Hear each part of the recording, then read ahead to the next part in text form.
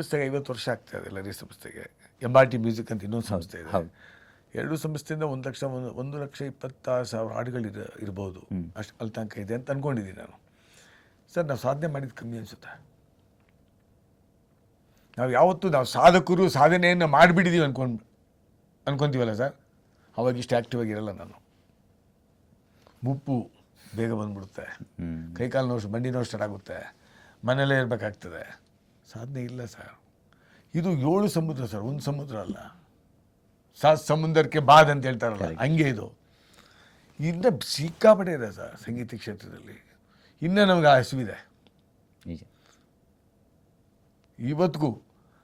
ನೋಡಿ ಸರ್, 87 ಗಂಟೆಯ ಕುಪ್ಪಳ್ಳಿ ವೆಂಕಟಪ್ಪ ಪುಟ್ಟಪ್ಪನವರ ರಾಮಾಯಣ ದರ್ಶನಂ ಬಿಡುಗಡೆ ಮಾಡ್ತೀವಿ ಅನ್ನೋ ಅನ್ಕೊಂಡಿಲ್ಲ. ನಿಜವಾಗ್ಲೂ ಸರ್, ಅದೊಂಥರ ಅದ್ಭುತ ಸಾಧನೆ ಸರ್, ನಿಜವಾಗ್ಲೂ ಅದು ಒಂಥರ. ಯಾಕಂದರೆ ಕನ್ನಡ ಮೀಡಿಯಂ ಓದ್ನಲ್ಲ ಸರ್, ಅದು ಅಲ್ಲಿ ಮತ್ತೆ ಅಲ್ಲಿ ಕನೆಕ್ಟ್ ಆಗಿದೆ. ಅದಿತ್ತು 87 ಗಂಟೆ ಸರ್. ಇವಾಗ ಗಮಕಿಗಳು ಎಲ್ಲಿಂದ ಕರ್ಕೊಂಬರ್ತೀರಿ? ಪರ್ಫೆಕ್ಷನ್ ಆಗಿ ಹೇಳೋರು ಯಾರು ಗೊತ್ತಿಲ್ಲ ನಮಗೆ. ಇದು ಅನ್ನಕ್ಕಾಗಲ್ಲ. ಇದು ನಮ್ಮ ಸಂಸ್ಕೃತಿಯ ಸಂಸ್ಕಾರವನ್ನು ನಮ್ಗೆ ಗೊತ್ತಿದ್ದನ್ನು ಅದನ್ನು ಗಂಧದ ಪೆಟ್ಟಿಗೆ ಹಾಕಿ ಇಟ್ಟಿದ್ದೀವಿ ಅಷ್ಟೇ.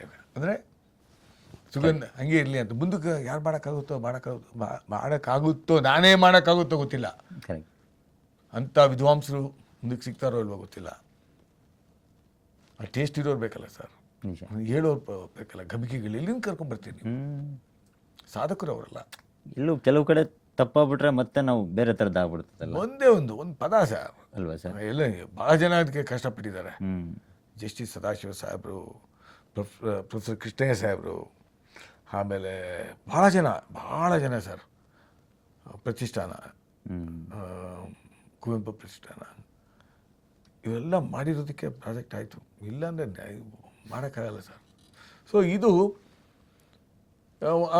ಒಂಥರ ಅಲ್ಟಿಮೇಟ್ ಸ್ಯಾಟಿಸ್ಫ್ಯಾಕ್ಷನ್ ನಮಗೆ. ಎಸ್ ಸರ್, ಇನ್ನಷ್ಟು ಸಾಕಷ್ಟು ವಿಚಾರಗಳನ್ನ ಮಾತಾಡೋಣ ಸರ್. ಒಂದು ಕಾರ್ಯಕ್ರಮದಲ್ಲಿ ಒಂದು ಚಿಕ್ಕ ವಿರಾಮ ತಗೊಳ್ಳೋಣ. ಸೊ ವೀಕ್ಷಕರನ್ನ ನೋಡ್ತಾ ಇದ್ರಿ, ವೇಲ್ ಸರ್ ಜೊತೆ ಸಾಕಷ್ಟು ವಿಚಾರಗಳನ್ನ ನಾವು ಮಾತಾಡ್ತಾ ಇದ್ವಿ. ಸೊ ಅದಕ್ಕೆ ಮುಂಚೆ ಒಂದು ಕಾರ್ಯಕ್ರಮದಲ್ಲಿ ಒಂದು ಚಿಕ್ಕ ವಿರಾಮ ತಗೊಳ್ಳೋಣ.